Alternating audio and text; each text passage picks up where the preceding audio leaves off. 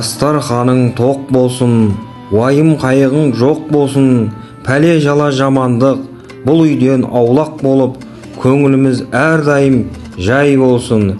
Әумин.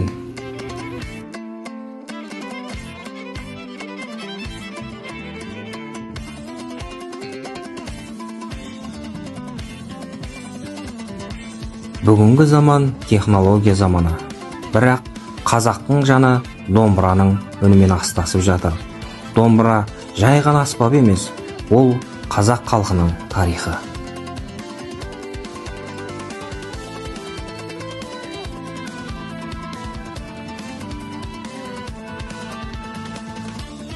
Балам, телефон көп ойнау көзіңе зиян. Одан да екеуміз қазіргі заманда жасанды интеллекттің заманы болғандықтан екеуміз пайдалы робот құрастыруды меңгерейік.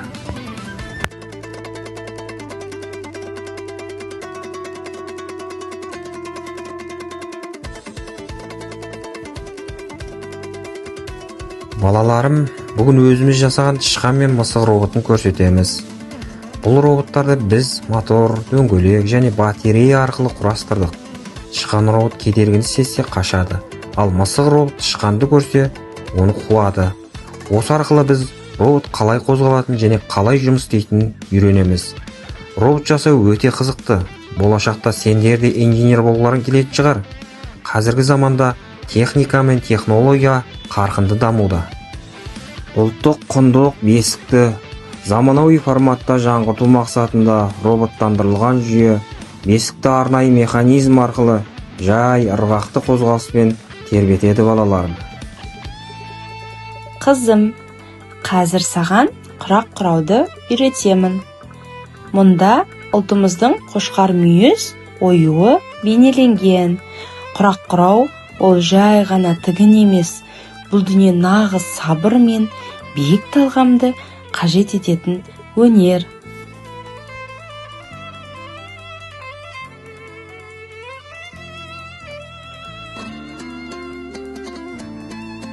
Тілеймін бақыт өмір ашық аспан, жалғанда тілек бар ма одан асқан, жоғалтпаған қадір қасиетін сақтаған, ата салтым өсиетіммен мақтанам.